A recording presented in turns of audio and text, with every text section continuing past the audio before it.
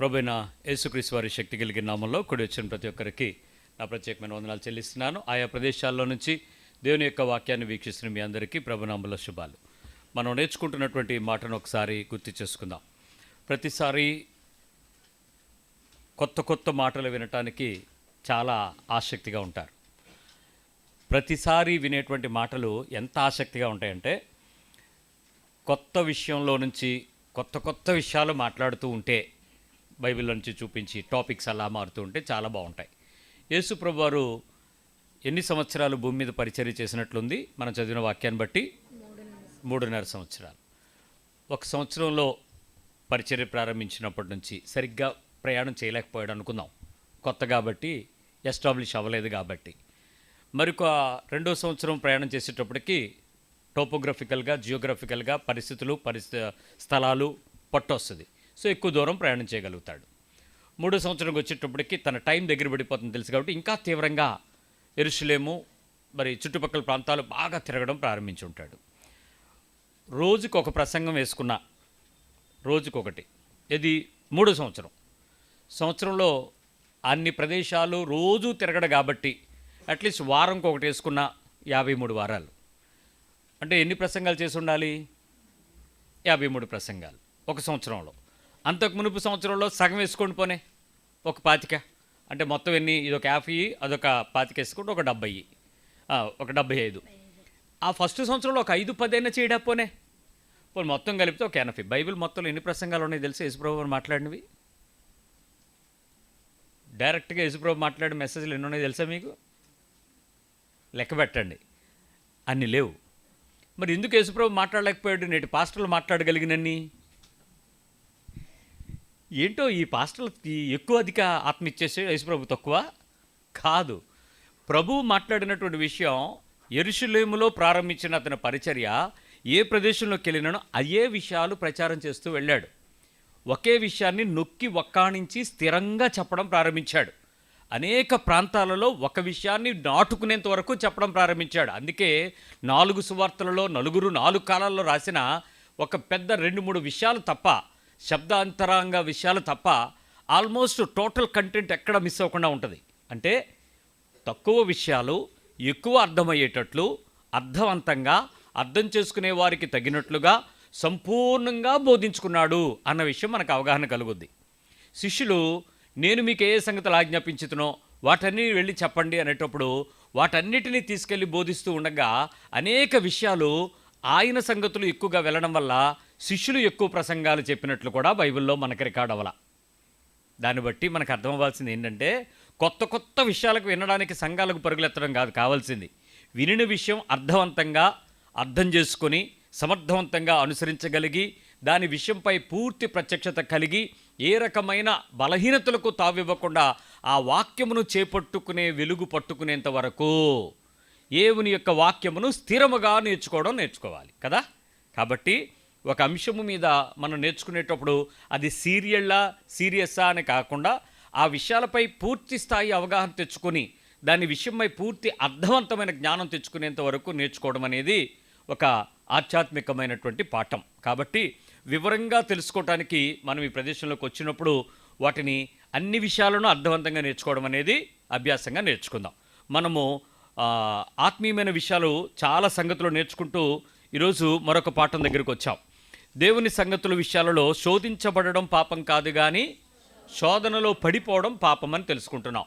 శోధన ఎలాగ శోధిస్తాడు? మానవ జీవితంపై సాతాను ఏ రకమైన పరిస్థితుల్లో శోధించడానికి అవకాశం కలిగి ఉంటాడు, ఎందుకు శోధిస్తున్నాడు అనే విషయంపై ఒక అవగాహన తెచ్చుకుంటుంటే, మొట్టమొదటిగా చూసి విని తాకి నేత్రాశ ద్వారా వాడు శోధిస్తాడు. అవి దేవుని నుంచి వచ్చినవి కావు కాబట్టి వాడిలోనికి మనల్ని చేర్చి మనల్ని తప్పించడానికి. రెండవదిగా బుద్ధి చాపల్యతను తీసుకొని వచ్చి బుద్ధిని భ్రమపరిచి బుద్ధిహీనత, బుద్ధి శూన్యతలోనికి తీసుకెళ్ళి తప్పులు పాపాలు చేయమని ప్రోత్సహిస్తాడు. దేవుడు ఎరిగినప్పటికీ, దేవుడు తెలుసుకున్నప్పటికీ. మూడవదిగా అనుభవించాలనేటువంటి తీవ్ర భావన లోపలికి తీసుకెళ్ళి ఎలాగైనా నేను కాంకర్ చేయాలి అనే బలహీనతలోకి వచ్చి వాడు ఆ తప్పుని చేసేసేలాగా తిని తాగి ధరించి అనుభవించి పొంది అలాంటి శరీరాశలకు లోబడిపోతాడు. నాలుగవదిగా విపరీతమైనటువంటి అంగీకారము, ఒప్పుకోలు. శ్రమలు తప్పించబడాలి, అవి నాకు వద్దు, ఎలాగైనా తప్పించుకునే షార్ట్కట్ దొరికితే బాగుండని భక్తిని తీవ్రంగా వెతుకులాడుకునేలాగా ప్రయత్నం చేస్తాడు. అది కూడా దేవుని ఉద్దేశం కాదు. దేవుడు అనుమతించిన దాన్ని నువ్వెలా తక్కువ చేసుకుంటావు, నువ్వెలా తప్పించుకోగలవు? కానీ తప్పించుకునే వాళ్ళకి మాత్రం నేటి సేవకులు అనేవాళ్ళు వాగ్దానాలని రకరకాల పనులు చెప్పి మనల్ని లోకంలోని దేవుని దగ్గర నుంచి బయటకు తీసుకుని పోతూ ఉంటారు. ఐదవది ఆత్మీయమైనటువంటి తీవ్రత. ముందుగా స్వతంత్రించుకోవాలి, నేనే దాన్ని పొందుకోవాలి. I should got it, I should canker it అనేటువంటి బలహీనతలతో విపరీతంగా భక్తిని మార్చేసుకుంటాం. దేవుని కోరికలు తీర్చడానికి బదులు మన కోరికల్ని దేవుడి చేత తీర్పించుకోవడానికి భక్తులు చేస్తూ ఉంటాం. ఇది కూడా సాతాను మనల్ని ప్రార్థనలో ఉన్నామనే భ్రమలోకి తీసుకెళ్ళి, మీరు ప్రార్థన చేసుకుంటున్నారు, దేవుడు మీకు ఇస్తున్నాడా, అక్కడికి వెళ్తే అన్నీ జరుగుతున్నాయా, ఇక్కడ తీసుకుపోయి మనల్ని శోధిస్తూ ఉంటాడు. తర్వాత ఆరో విషయాన్ని మనం చూసాం. ఆరో విషయం రెచ్చగొట్టుట, అధికమైన ఆలోచనల చేత శోధించబడటం. ఎలాగ రెచ్చగొడతాడో మనిషిని, దేవుని యొక్క దయాళుత్వాన్ని మనలో నుంచి ప్రదర్శించనివ్వకుండా, ఒప్పుకొనివ్వకుండా బలహీన పరిస్థితి, విపరీతంగా ద్వేషించి శోధించబడే పరిస్థితులు తీసుకొస్తాడనే విషయాన్ని మనం విన్నాం. తరువాత ఆరోది అతిగా ద్వేషించడం, అతిగా ఊహించుట, విపరీతమైనటువంటి భాష్యంలో తిట్లు, తొందరపాటుతనం, విపరీతమైన ఊహలు, ఓవర్గా ఆలోచించాడు. దేవుడి కన్నా మనం బెస్ట్గా ఆలోచించగలమా చెప్పండి? కానీ విపరీతంగా ఆలోచించి పొరపాట్లు చేసే బలహీనతలుగా ఏర్పడుతూ ఉంటాయి. ఏడో విషయాన్ని ఈరోజు మనం కొంచెం అర్థం చేసుకోవడానికి ప్రయత్నించేద్దాం. ఎట్లా సాతాను ఆత్మీయులైనటువంటి ఈ శోధనలు ఉన్నాయి చూసారు, ఇప్పుడు చెప్తూనే ఉన్నాయే, ఇవి క్రైస్తవేతరులకు అసలు అర్థం కావు.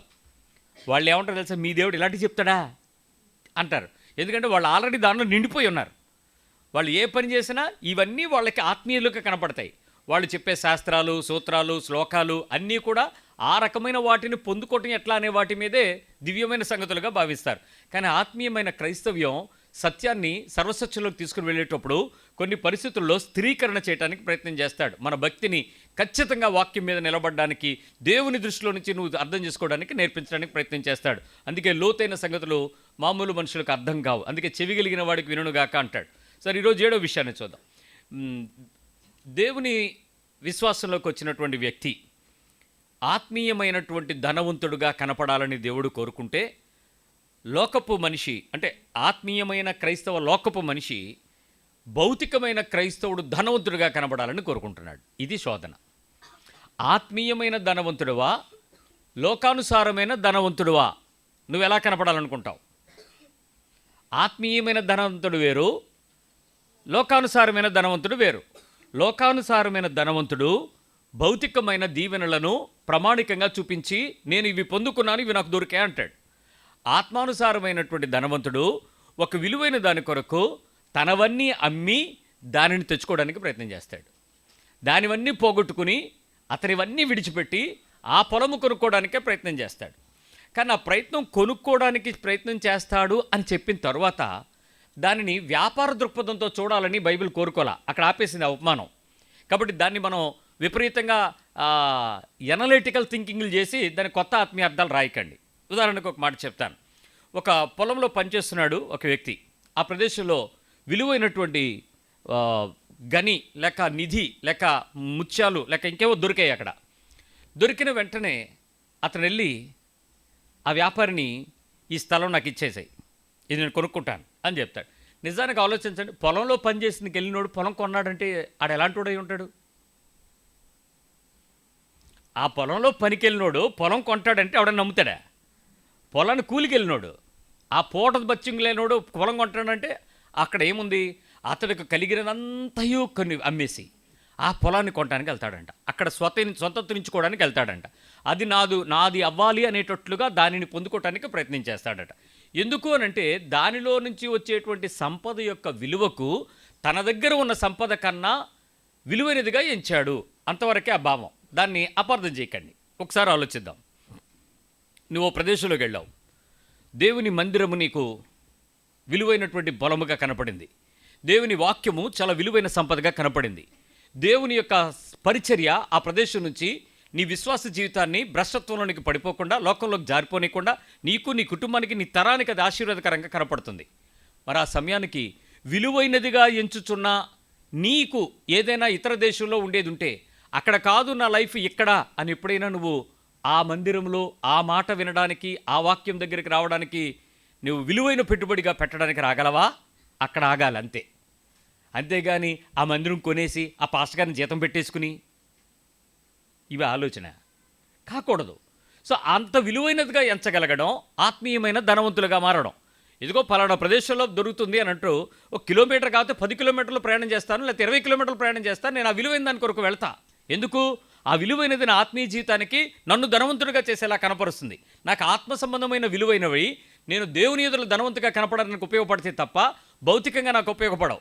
నా ఫిజికల్లో నా ఇల్లు ఏమీ డెకరేటివ్గా మారదు, నా బిల్డింగ్ స్టైర్ ఏమీ పెరగదు, నా కార్ ఏమీ ఆడి కారుగా మారదు, నేనేమీ గొప్ప విలువైనటువంటి వ్యక్తిగా మంచిగా రిచ్ అవ్వను. కానీ నా స్పిరిచువల్ రిచ్నెస్ నా చుట్టూ ఉండే వందల వేల మంది క్రైస్తవుల కన్నా నా ధనవంతుడుగా నేనున్నాను అని నాకు నా అంతరంగానికి తెలుస్తుంది. దేవుని ఎడల ధనవంతులుగా ఉన్నావా, లోకం ఎడల ధనవంతులుగా ఉన్నావా? సాతాను నిన్ను ఎక్కడ శోధిస్తాడో తెలుసా? లోకం ఎడల ధనవంతులుగా మార్చేస్తాడు. దేవుని ఎడల మాత్రం నిన్ను ధనవంతులుగా ఉండనివ్వడు. ఇప్పుడు మిమ్మల్ని మీరు ఆలోచించుకుని చెప్పండి, మీరు దేవుని ఎడల ధనవంతులుగా ఉన్నారా, లోకంలో ధనవంతులుగా ఉండడానికి భక్తికి ప్రయాసపడుతున్నారా? ఏమిటి ఆన్సరు? దేవుని ఎడల మీరు ధనవంతులని ఎప్పుడు చెప్పగలరు? ఏ స్థాయికి మీరు ఆ విశ్వాసాన్ని ప్రకటించగలరు? ఇదిగో ఇది నాకుంది కాబట్టి నేను దేవుని ఎడల ధనంగా ఉన్నాను అని చెప్పగలరా? ఇక్కడ చాలామందికి పాస్టర్లతో పరిచయాలు దేవుని ఎడల ధనవంతులుగా అనుకుంటున్నారు, సంఘాలతో పరిచయాలు అనుకుంటున్నారు, పరిచర్యలో మీకు సహకారం తెలియటం లేక సహకరించడం పరిచర్యలో ధనవంతులు అనుకుంటున్నారు. కానీ దేవుని ఎడల ధనవంతులు అంటే అవి కావు. మీరు పాస్టర్లు తెలిసినంత మాత్రంలో, చర్చిలు తెలిసినంత మాత్రంలో, పాస్టర్లు మీ ఇంటి చుట్టూ తిరిగినంత మాత్రంలో, మీరు కానుకలు ఇచ్చి మీటింగ్లు పెట్టినంత మాత్రంలో, మీరు ఆ రకరకాల ఆధ్యాత్మిక కార్యక్రమాలలో మీరు విరివిగా పాల్గొనడం మాత్రంలో దేవుని ఎడల ధనవంతులు ఎంత మాత్రం కారు. దేవునిని ఆయన ఆస్తికర్తగా మార్చాడు అనేటువంటి పదానికి దేవునిని నువ్వు ఎంతగా కలిగి ఉన్నావు, దేవుని మాటతో నీ జీవితం ఎంతగా పెరవేసుకొని పెరుగుతుందో తెలుసుకోవాలి.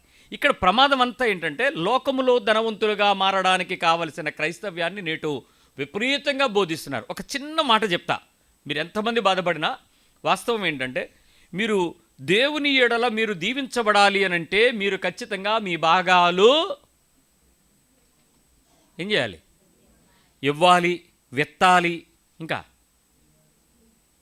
ఈ పదాలు మీరు వినలేదు కాబట్టి మీకు తెలీదు. ఎంతసేపు ఏం చెప్తారు? ఇవ్వండి, ఇచ్చేస్తాడు. ఏమి ఇచ్చేస్తాడు? మీరు 10వ భాగం ఇవ్వండి, మీకు 90 భాగాలు ప్లస్ దీవెనలు మీకు వచ్చేస్తాయి అని చెప్తున్నా. అవన్నీ దేవుని ఎడల ధనవంతులు అవుతారా, భూమి మీద ధనవంతులు అవుతారా? భూమి మీద ధనవంతులకు పరలోక రాజ్యం ఉందా? మరి నీకు అది ఎందుకు ఇస్తున్నారని నేను అడగలేదే మీరు వెళ్ళి. నేను మీకు దశభాగం కాకపోతే 100 భాగం ఇస్తా, నాకు దేవుని ఎడల ధనవంతులుగా చేయని ఎందుకు చెప్పరు మీరు సంఘంలో? ఎందుకు అడగరు మీ నాయకునికి నాకు ఈ నేర్పించని? అలాంటి విషయం వారికి తెలీదు, తెలియనోడు మీకేం బోధిస్తాడు? సో వాస్తవానికి వద్దాం, ఒకసారి ఆలోచిద్దాం. కొలస్సీ పత్రిక రండి. దేవుని ఎడల ధనవంతులుగా కనపరుచుకునేకి ఇష్టం ఏంటి, భౌతికమైన ధనవంతులుగా భూమి మీద కనపడడానికి ఇష్టం ఏంటో చూద్దాం. కొలస్సీ పత్రిక 3వ అధ్యాయము 5వ వచనం 3:5 Colossians 3:5. కావున భూమి మీద ఉన్న మీ అవయవములను అనగా జారత్వమును, అపవిత్రతను, కామాతురతను, దురాశను, విగ్రహారాధనైన ధనాపేక్షను చంపివేయుడి. మిగిలినవన్నీ అవయవాలు అన్నాడు. మిగిలినవన్నీ అవయవాలు. కిందకు వచ్చేటోడికి ధనాపేక్షను దేంతో పోల్చాడు? విగ్రహారాధన. ధనాపేక్ష అనే విగ్రహారాధనను చంపివేయుడి. బతికించాలా, చంపాలా? చంపివేయుడి. చంపేస్తే బతుకుద్దా, చచ్చిపోద్దా?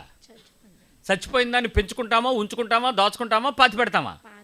అది మీ దగ్గర ఉండాలా, ఉండకూడదా? అది దేంతో పోల్చబడింది ఈ వాక్యం? విగ్రహారాధనతో పోల్చాడు.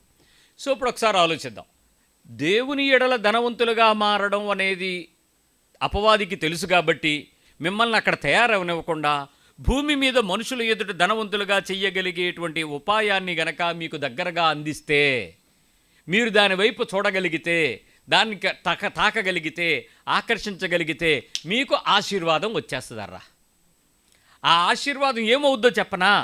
బాగా ఆకలిగా ఉన్నటువంటి ఏసావు అక్కడ కలగూర వండుతున్నటువంటి యాకోబు దగ్గరికి వచ్చి వాడు ఒకటి అడిగాడు, నాకు అన్నం పెట్టన్నాడు. వాడేమడిగాడు? యాకోబు ఏమడిగాడు? నీ జ్యేష్ఠత్వ హక్కు నాకు ఇస్తానంటే నీకు ఫుడ్ ఇస్తాను అన్నాడు. జ్యేష్ఠత్వ హక్కుతో దానికేమో సంబంధం? నాకు భూ సంబంధమైన ఆకలితో కూడినటువంటి, ఆరోగ్యాన్నితో కూడినటువంటి, వాగ్దానంతో కూడిన బలం కావాలి, నాకు ఇచ్చే, పోతే పోయింది అన్నాడు. కానీ తరువాత అతనికి ఏదైనా మిగిలిందా? సో అతను వాగ్దానంతో కూడినటువంటి దేవుని దగ్గర నుంచి వచ్చినటువంటి బహుమానం కూడా ఏమైంది? అతనికి ఆస్తి రాలేదు, అవమానం మిగలగొట్టుకుని కృపను పోగొట్టుకున్నాడు. తిరిగి వెతికాడంట. ప్రభువా, నా తండ్రి నీ దగ్గర ఒక్క దీవెన కూడా లేదా అంటే ఏమన్నాడు ఆయన? సారీ భయ్యా, నువ్వు కన్నా ముందు ఆడొచ్చాడు, వాళ్ళ అమ్మ ఆడిని ఏం చెప్పిందో తెలీదు, మొత్తానికి నువ్వు వాడు మోసం చేశాడు, ఆడు పోయాడని చెప్పాడు. అలాగే నువ్వు తిరిగి వెతికితే దొరకకుండా భూ సంబంధమైన దేనికి నువ్వు చిక్కుకున్నా, దాని కొరకు దేన్ని వదులుకున్నా నీ నిత్యత్వమును పోగొట్టుకునే ప్రమాదం ఉంది, జాగ్రత్త. ఇది ఈ 2 ఉదాహరణలు దానికే ఇవ్వబడింది. ఆ ఉపమానం దాని కొరకు రాయబడి ఉంది, జరిగిన సంఘటన. ఇప్పుడు ఆలోచిద్దాం. విగ్రహారాధన అయిన ధనాపేక్షను చంపేయండి. అసలు ధనాపేక్ష ఏం చేస్తుంది తెలియాలి కదా. మొదటి తిమోతి పత్రికలో 6వ అధ్యాయము 10వ వచనం దగ్గరికి వస్తే 6:10, మొదటి తిమోతి 6:10. ఎందుకనగా ధనాపేక్ష సమస్తమైన కీడులకు మూలము. ధన ఆపేక్ష, ధనం కాదు, ధనాపేక్ష. డబ్బు సంపాదించాలి, డబ్బు కలిగి ఉండాలి, డబ్బును కొంత దాయాలి అనేటువంటి ఆపేక్ష సమస్త కీడులకు మూలము. కొందరు దానిని ఆశించి విశ్వాసము నుండి తొలగిపోయి నానా బాధలతో తమను తామే పొడుచుకొనిరి. అప్పుడు ఏమైనట్టు? వాళ్ళు బతుకుతారా చచ్చిపోతారా? తమ పొడుచుకుంటే ఏమవుతారు? చచ్చిపోతారు, విశ్వాస భ్రష్టులు అయిపోతారు. సో ధనాపేక్ష సమస్త కీడులకు మూలం. ఇక్కడ చదువుతున్న పిల్లలు చేయొద్దండి. స్టిల్ వీఆర్ అండర్ ఎడ్యుకేషన్ అండి, మేము ఇంకా వెళ్తున్నాం ఇంకా అన్నవాళ్ళు, వెరీ గుడ్. మీకేమీ ప్రమాదం అయితే లేదు. ప్రస్తుతం మీకు డబ్బు మీ ఇంట్లో వాళ్ళు ఫీజులు కడితే చాలు, మీకు పానీపూరికి డబ్బులు రోజు ఇస్తే చాలు, దాంతో మీకు మంచి హ్యాపీగా వెళ్ళిపోతారు. ఉద్యోగాల్లో మేము ఎర్నింగ్ స్టార్ట్ అయ్యింది అనేవాళ్ళు చేయొద్దండి, కొంచెం సంపాదిస్తున్నాం అనేవాళ్ళు ఎత్తండి. సో ఎవ్రీబడి ఎవరైతే ఉద్యోగాలు ప్రారంభమయ్యాయి అనేవాళ్ళు ఉన్నారో వారికి ఒక టార్గెట్ వస్తుందర్రా. ఏంటో తెలుసా? ₹1,00,000 మా అకౌంట్లోకి రావాలి అన్నది ఒక టార్గెట్ ఉంటుంది. అంటే ఇప్పట్లో 1,00,000, మా కాలంలో 30-50 వేలు ఉంటే చాలు. ఒక 50 వేలు ఎలాగైనా సంపాదించాలి. అప్పట్లో జీతం ఎంత అండి? నెలంతా కష్టపడితే 3,500, 4,000. అక్కడ నుంచి 50 వేలు సంపాదించే స్థాయికి చాలా సంవత్సరాలకి ఎదిగాం. సో ఆ కాలంలో. సో ఇప్పుడు మీ పరిస్థితి ఒకసారి వద్దాం. మీ టార్గెట్ ఏంటి? మైండ్ఫుల్ టార్గెట్ ఏంటి? మీ బ్యాంక్ అకౌంట్ చూసుకున్నప్పుడు మీరు సాటిస్ఫాక్టరీగా ఉండే ఫిగర్ ఎంత? ఈ కాలం కొంచెం డిఫరెన్స్, కానీ మా కాలంలో ఎప్పుడైనా ఒక 5వ డిజిట్ నెంబర్లోకి వచ్చేసాము అని అంటే మేము ఏదో సాధించినట్టు ఫీల్ అయ్యేవాళ్ళం. ఎంత 5వ డిజిట్ అంటే? లకారం. అప్పట్లో కట్నాలే 10,000, ఫ్రీగా ఇచ్చే లక్షలేం లేవు. అసలు ₹1,00,000 మనం తెచ్చి సాధించాం రా, 1,00,000 అనేటువంటి కాలర్ వేసుకుని సన్న చైన్ మెడలో వేసుకుని ఈ బటన్ ఇప్పి చైన్ కనపడేలాగా వేసుకుని అది తిరిగి అది ఏంటి దాని ఇంకొంచెం డబ్బున్నోడు మండకో గొలుసు ఎక్కడ ఒకటి వేసుకుని వాచి, అప్పట్లో HMT వాచి. ఏంటి ఇవన్నీ? లోకాల్లో వాడు నేను ఒక సంపాదించుకునే స్థాయి కలిగి ఉన్నాను, నేను ఒక స్థితి కలిగి ఉన్నాను, నాకు ఒక బంగారం. మీరు నల్లపోసలు, అదే వెండిది, అదే ఎల్లో కలర్ది, బ్లాక్ కలర్ది, మధ్యలో కొంచెం అవి వేసుకుని అవి వేసుకుంటే మీరు సంపాదించుకున్న స్థితిని పొజిషన్ బాగానే ఉంది అమ్మగారిది. అలాంటి ఏదో మీకు ఒక టార్గెట్. కొంచెం కాలంలో ఏదో అప్పట్లో నేను మార్గదర్శిలో చేరా, TVS 50 కొనుక్కున్నా, ఆ స్టేజీ. అక్కడి నుంచి ఒక్కొక్క స్టేజీ మనిషి మారేటప్పుడు భూమి మీద మనుషులకి మీరు ఎలా కనపడతారు చెప్పండి? సొంత ఇల్లేనా? అదొక స్థాయి. గృహప్రవేశం ఎప్పుడు? అదో స్థాయి. కారు కొనుక్కున్నారా? అమ్మా, అదో స్థాయి. ఇప్పుడు భూమి మీద మీరందరూ ఎలా అయ్యారు? ఇప్పుడు ఆ ధన ఆపేక్ష, నాకు ఎంత కావాలి, నెక్స్ట్ ఏదో కావాలి, దానికి కావలసినంత నాకు సంపాదించాలి, ఇదే కదా టార్గెట్. ఇప్పుడు మిమ్మల్ని అడగండి, నెక్స్ట్ ఏంటి అని అడిగితే ఏం చెప్తారు సంపాదించుకునే వాళ్ళు? They have the targets. ఇది కావాలి. ఏది కావాలో దానికి డబ్బులు కావాలా? నాకు ఉన్నదాంతో హాయిగా ఉన్నాను, సంతోషంగా ఉంటేనండి చాలా. నువ్వు సంపాదించకపోతే ఇలాంటి చెప్తావు. సంపాదించేవాడు ఏం చెప్తాడు? నెక్స్ట్ నాకు ఇది కావాలని చెప్తాడు. ఆడికి వాంట్స్, గ్రీడ్స్, డిమాండ్స్ అలా వస్తాయి ఆటోమేటిక్గా. నువ్వు ఎంతగా ఆగలేవు. అదొక రకమైనటువంటి టెంప్టేషన్. ఆ టెంప్టేషను మీకు దేవుడి ద్వారా రాదు, సాతాను గడి తెస్తాడు. అది తెచ్చి మీకు బిస్కెట్ వేస్తాడు, ఇంక మీరు పడ్డారంతే. నెక్స్ట్ ఎంత, నెక్స్ట్ ఎంత, నెక్స్ట్ ఎంత, నెక్స్ట్ ఏంటి, నెక్స్ట్ ఏంటి. ఇప్పుడు 40,000 జీతం వస్తుంది, సాఫ్ట్వేర్ కంపెనీ. భయ్యా బాగున్నావా? బాగున్నాను బ్రదర్. ఏ కంపెనీలో ఉన్నారు? సాఫ్ట్వేర్ అండి. Very good, very good. Next ఏంటి అనగానే వాడు ఏం చేస్తాడు తెలుసా? నెక్స్ట్ ఇంకో కంపెనీకి జంప్ అవుతాడు. దేనికి? 30,000 జీతానికి. మరి దేనికి? హైప్. Next next. ఒకే చోట ఉంటే జీతం పెరగదు బెదరు. అందుకని ఏం చేయాలి? ధనాపేక్షకు వెళ్తాడు. వీటికి టార్గెట్ ఎవరిచ్చారు? దేవుడు ఇచ్చాడా, సాతాను ఇచ్చాడా? నిజానికి వాడికి లోకంలో ఇవన్నీ కావాలి అనేటువంటి విషయం వాడికి తెలియకుండానే వాడి ముందు కొన్ని ప్రత్యక్షతలుగా రెచ్చగొట్టి నిన్ను ఆ ఆపేక్షకు నడిపించి, దాని వైపు నిన్ను నడిపించి, ఇక నిన్ను దేవుడి నుంచి తొలగించి, ఇది వాడు చేస్తాడు. ఇప్పుడు డాబుగా దర్పంగా మంచి ధనం కలిగినటువంటి శక్తి కలిగిన వాడిగా నిన్ను కనపరచడం అనేది అపవాది యొక్క పెద్ద చెడ్డ లక్షణం. ఏం జరుగుద్దో ఒక మాట చెప్తాను వినండి. మీలో ఎప్పుడైనా డబ్బులు ఉన్నవాళ్ళగా కనపడాలి అనేటువంటి ప్రేరేపణ మీకు వచ్చిందా రాలేదా? యథార్థంగా మాట్లాడుకుందాం. డబ్బులు ఉన్నోళ్ళగా కనపడాలని అనిపించిందా లేదా? లేనోడు ఎవడెక్కడ? ఇప్పుడు డబ్బులు ఉన్నోళ్ళు ఎలా ఉంటారు మీకు ఎలా తెలుసు వాళ్ళు ఉన్నారని?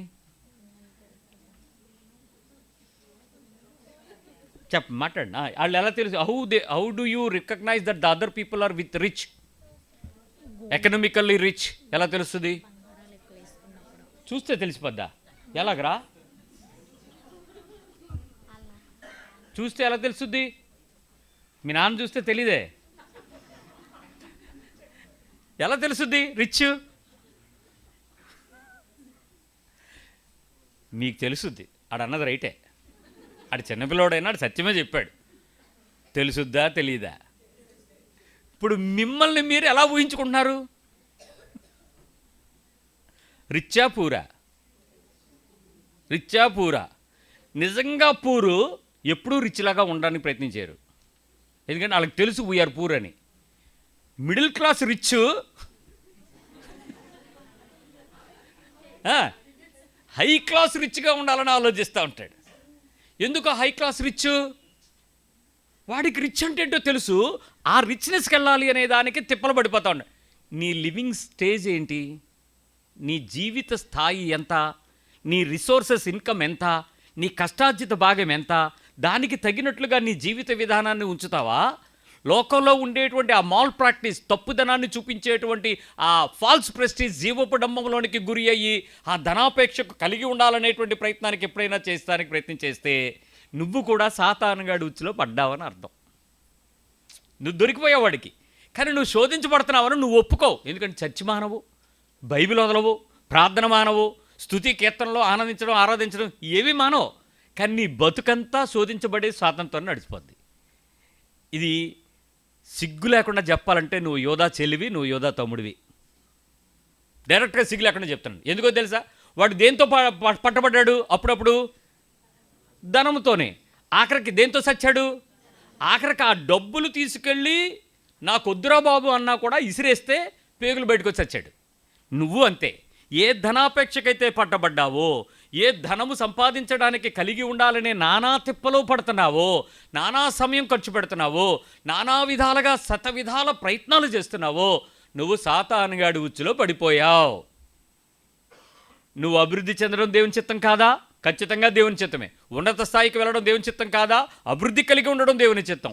ఉన్నతమైన శిఖరాలు ఎదగడం దేవుని చిత్తం. అత్యున్నతమైన ప్రదేశాలలో నువ్వు దీవెనకరంగా మారడం, నాయకత్వం కలిగి ఉండడం, అధికారత్వం కలిగి ఉండడం అన్నీ దేవుని చిత్తాలే. కానీ ధనాపేక్ష మాత్రం కీడుకు మూలం. ఈ రెండింటికి బ్యాలెన్స్ మనకు అర్థమైతే దేవుని చేత పట్టబడ్డావా, దయ్యం చేత పట్టబడ్డావా, సాతాన్ చేత పట్టబడ్డావా నీకు అర్థమైపోద్ది. ఉదాహరణకి ఎవరైనా విషయాలను మీరు ఆలోచించేటప్పుడు ఖరీదుగా ధనవంతులుగా కనపడాలి అనేటువంటి ఆపేక్షకు మొట్టమొదట నీ ప్రయత్నం ఎక్కడ చెప్పండి? ఒకప్పుడు కుటుంబాలలో 7 వారాల నగలని ఉండేవట. రాణివారం పరివారం 7 వారాల నగలు అంటే ఏంటో తెలుసా? ఏ రోజుకి ఆ నగ. సోమవారం సూర్య సంబంధమైన ఆ నగలు వేయాలి, ఎరుపు ప్రధానం. మంగళవారం మంగళ ప్రధానమైనవి, పచ్చ గ్రీన్ కలర్ వాడాలి. సో ఆ ఆభరణాలు వాడేటువంటి పద్ధతిలో మొదటి రోజు వేసింది రెండో రోజు వేయరు, 7వ రోజు వేసింది 6వ రోజు రాదు. అన్నీ వాటికి సంబంధించిన నగలు వేసుకుని వెళ్తూ ఉంటే 7 వారాల నగలు ఉండేవాళ్ళు వాళ్ళు అసలు ఆగర్భ శ్రీమంతులు. పుట్టుకతోనే వారు శ్రీమంతంతో పుట్టుకుతున్నారని చెప్పి వారిని చూసి గిల్ట్ అక్కడే తయారైంది. రోల్డ్ గోల్డ్ అంటాను చూసారా? అలాగా తయారవ్వాలని వీళ్ళు తయారే. వీళ్ళు 24 హాల్ మార్కు, వీళ్ళు 1 గ్రామ్ గోల్డ్. ఎవరెవరైతే ఈ 24 క్యారెట్స్ వదిలేసి హాల్ మార్క్ బంగారం కొండం మానేసి 1 గ్రామ్ గోల్డ్తో ఇంట్లో బీరువాలు నింపుతున్నారు, మీరందరూ ధనాపేక్షకు ఇరుక్కుపోయిన సాతాను సంబంధులే. బాధ వచ్చిందా? ఈ ఎవడో పీక్కుపోతాడండి ఎందుకండి? అసలు అది నిన్ను దేవుని రాజ్యంలోకి తీసుకెళ్ళడానికి ఉపయోగపడతారా మొర్రు అంటే 24 క్యారెట్లు హాల్ మార్క్ ఎందుకు నీకు? బంగారం సంపాదించుకోవద్దని నేను చెప్పట్లేదండో, బంగారం సంపాదించుకుని పరలోకం పోగొట్టుకోవద్దని చెప్తున్నాను. దాన్ని తెచ్చుకో, కానీ అది నిన్ను అక్కడికి వెళ్ళనివ్వదు. అది నీ కాళ్ళ కింద ఉండదు, ఇప్పుడు నీ ముక్కు మీద ఉంది. అది ఇప్పుడు నీ చెవుల్లోని, నీ చేతుల్లోని, నీ నడుంకి ఇంకెక్కడో బిగించుకోవడానికి తయారైంది. రేపటి దినం నువ్వు ఎక్కడికి వెళ్తుంది? నీ కాళ్ళ కిందకి వెళ్తుంది. నువ్వు నడిచేదంతా మట్టే. అదో బంగారం అంటే కొత్త రకం మట్టి. సైన్స్ స్టూడెంట్స్ అడగండి ఎవరైనా. మొత్తం 106 మూలకాలు ఉన్నాయి చూసారా? ఆ మూలకాల్లో బంగారం ఒక మట్టి, అంతకంటే గొప్ప ఏముంది దానిలో? సరే, ఆ పిచ్చబట్టిన వాళ్ళకి సాతాను పట్టాడని చెప్తే ఒప్పుకోరు. అది పిచ్చి కదా. ఆ పిచ్చిలోకి వెళ్ళి శోధన అంటే ఏంటి? ఆశ, ఆసక్తి. అది పొందుకున్న రోజు నిద్ర ఉండదు, అది తెచ్చుకున్న రోజు మనస్ఫూర్తిగా నిద్ర వస్తుంది. అదేంటో మరి, అదొక రకం. సరే, విషయానికి వస్తానేనండి. ఇప్పుడు ధనాపేక్షను విగ్రహారాధనతో ఎందుకు పోల్చబడిందో చెప్తాను. పాత నిబంధన గ్రంథంలో విగ్రహము అనే దానికి ఒక నిర్వచనం ఉంది. ఒక్కసారి ద్వితీయోపదేశకాండం 5వ అధ్యాయానికి వద్దాం. విగ్రహం అనేటువంటి పదాన్ని చాలా చక్కగా చెప్పబడినటువంటి మాట.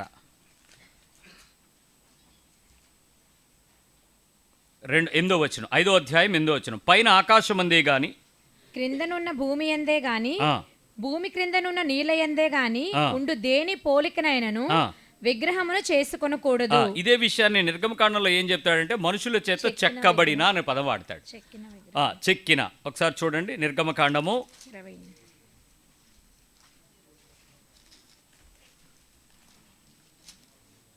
చాలా వివరంగా ఈ విగ్రహాలకు సంబంధించిన విషయాలను చెప్పుకుంటూ వస్తాడు.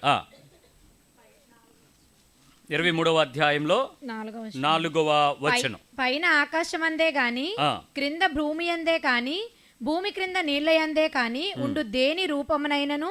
20వ అధ్యాయము 4వ వచనం. పైన ఆకాశమందే గాని కింద భూమి అందే గాని భూమి మీద నీళ్ళ కిందే గాని ఉండు దేని రూపమునైనను విగ్రహం. విగ్రహం అంటే ఫుట్ నోట్ లో చెక్కిన విగ్రహమును చేసుకొనకూడదు, వాటికి సాగిల పడకూడదు, వాటిని పూజింపకూడదు. వాటిని ఏం చేయకూడదు? పూజింపను కూడదు. ఇప్పుడు ఎందుకు అని అంటే అక్కడ ఏముంది? ఏలయనగా నీ దేవుడైన యెహోవా నగు నేను రోషము గల దేవుడను, నన్ను ద్వేషించు వారి విషయంలో. ఆయన రోషం కలిగిన దేవుడు. చెక్కబడిన, చెయ్యబడిన, రూపించబడినది విగ్రహము అన్నాడు. డబ్బుల్ని ఎవరు చేశారు? దేవుడు చేశాడా? దేవుడు చేయలేదు. ఇప్పుడు ఈ డబ్బులు కనపడంగానే మనుషులు దీన్ని ఏమంటారు?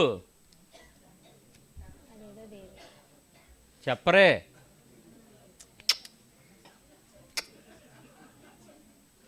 కింద పడిన వెంటనే దీన్ని తీసి ఏం చేస్తావు? కళ్ళకి అద్దుకోండి. ఎందుకు కళ్ళకి అద్దుకున్నావు? ఇది ఎవరు చేశారు? దీని మీద సంతకం ఎవరిది? Governor of reserve bank of India. దీని note reserve bank of India వాళ్ళు ముద్రించి ఆయన అధికార సంతకంతో ప్రభుత్వం వారు మనకిచ్చి చలామణి చేసుకుంటారా బాబు, ఈ డబ్బులు దీన్ని వాడుకోండి అని చెప్పారు. చిరిగిపోతే తీసుకెళ్ళి మాకే ఇచ్చేయండి, అందులో ఇది నీ దగ్గర ఉండడానికి లేదు, మీరు ఎప్పుడు కూడా నీ చేతుల నుంచి మారుతూ ఉండాలి. నీ దగ్గర ఉంటే బ్లాక్ మనీ. మీరు ఇష్టం వచ్చినట్టు పోపుల డబ్బాలో దాచేస్తానంటే అది బ్లాక్ మనీ. మిమ్మల్ని రైడ్ చేసి పట్టుకోవచ్చు. మనిషి ఇంట్లో ఎంత అమౌంటే ఉందో అంతకన్నా ఎక్కువ ఉంచుకుంటే మిమ్మల్ని తీసుకెళ్తారు. ఎక్కడికి? 1 2 3 4 5 6 అడ్డంగా 7 లెక్కెట్టేసుకోవాలి. సో కాబట్టి జాగ్రత్త సుమి, ఇది ఎప్పటికీ నీ దగ్గర ఉంటుంది, ఏ రోజైనా నీకు వెళ్ళిపోదు. కానీ ఎప్పుడు దీనికి సాగిలు పడకూడదు, మొక్కకూడదు, పూజించకూడదు. మరి ఇప్పుడు విగ్రహం కదా ఇది. అందుకు ఇప్పుడు ధనాన్ని సంపాదించడం అనేది దేంతో పోల్చబడింది? అందుకు విగ్రహారాధన. విగ్రహారాధన అనే ఈ ధనాపేక్షను ఏం చేయాలి? ఇప్పుడు చంపి దాచుకోవాలా? చంపింది ఎక్కడ పెట్టాలో చూసుకో, దాని దగ్గర దాచిపెట్టడానికి ప్రయత్నించాయి. సరే, ఇప్పుడు దేవుని మాట ఖచ్చితంగా చెప్తుంది కదా, ధనము మంచిదే కానీ ధనాన్ని సంపాదించాలి, దాచుకోవాలి అనేటువంటి ప్రభావం శోధకుడు మనల్ని ప్రతిసారి లాగుతాడనే విషయం మనకు అర్థమైంది. ఇప్పుడు విగ్రహము అనేది చాలాసార్లు ఏం చేస్తుందంటే గుడ్డితనం కలుగు చేస్తుంది. లోకం ఏం చెప్పుద్దో తెలుసా? మనకి హైందవ పద్ధతుల్లో విగ్రహారాధన తప్పు అనేటువంటి విషయం నియోగులు ఖచ్చితంగా చెప్తారు. విగ్రహారాధన ఆరాధించేవారు ఉన్నారు, విగ్రహారాధన తప్పు అని చెప్పే హైందవులు కూడా ఉన్నారు. విగ్రహాలను పెట్టుకోకూడదన్నది శాస్త్ర వివాదం లేనటువంటి, తర్కం లేనటువంటి సందం. కానీ ఎందుకు పెట్టుకున్నారు అని అడిగితే ఈ మధ్యకాలంలో తెలుగులో విపరీతంగా మనందరికీ అభ్యాసం చెప్పగలిగేటువంటి ఈ జ్ఞానులు తయారయ్యారు కదా, చాగంటి వారు, గరికపాడి వారు, మహాశయులు, జ్ఞానులు. వాళ్ళు ఏం చెప్తారంటే విగ్రహం వల్ల మనకేం కలగదు, కాకపోతే ఒక నమ్మకం అంటాడు ఆయన. ఏమీ కలగదన్నప్పుడు నమ్మకం ఎలాగొచ్చింది? ఇది తర్కం. అక్కడ తర్కించేవాడు ఎవడాడు? ఎందుకు ఆయన చెప్పంగానే చప్పట్లు కొట్టమే కదా అందరూ. అందుకని మనం కూడా దానిలో ఎర్రోళం అయిపోయి వాట్సాప్ యూనివర్సిటీలో కోలో తోలో ఇక దానికి ఏదో టైటిల్ పెట్టి పంపిస్తూ ఉంటాం. వాస్తవంగా ఆ విగ్రహం వలన మనిషికి ఒక నమ్మకం, మనిషికి ఒక ధైర్యం, మనిషికి ఒక బలం, మనిషికి ఒక విశ్వాసం. అంతేకాకుండా స్వరూపం అనేది ఒక భ్రమ. ఇది దేవుడు ఏదో లేడు కానీ దానికి సంబంధించిన ఒక భ్రమ. నేను ఉదయం మాట్లాడుతూ ఒక ఫ్రీలాన్స్ రైటరు ఒక విషయాన్ని రాస్తూ నాతో పంచుకున్నాడు. ఆయన ఏమన్నాడంటే, సాహిత్యంలో హిందూ బ్రదర్ ఆయన మంచి విషయాలు రాస్తాడు. అతను ఈ మధ్య కాలంలోనే దేవుని వాక్య ప్రభావానికి పట్టుబడ్డాడు. పక్కా హిందూ వాక్య ప్రభావానికి. ఏ దేవుడు అద్భుతాలకి ఆశ్చర్యాలకి ఈ కాయలకి పళ్ళుకి ఆయన పట్టబడలేదు. కేవలం విగ్రహానికి వాక్యానికి పట్టబడ్డాడండి. వాక్యానికి పట్టబడిన తర్వాత ఆయన హృదయపూర్వకంగా విశ్వసించి దేవునిని అంగీకరించడం ప్రారంభిస్తూ అతని సాహిత్య పట్టిమలో ఉన్నటువంటి ఆ గొప్పతనాన్ని ప్రదర్శిస్తూ ఒక విషయం రాశాడు. ఆర్టికల్లో ఆయన రాసిన విషయం నాకు పంపించి, అన్న నువ్వు సర్టిఫై చేయి, నేను దాన్ని వదులుతాను వాట్సాప్లోను ఫేస్బుక్లోను అన్నాడు.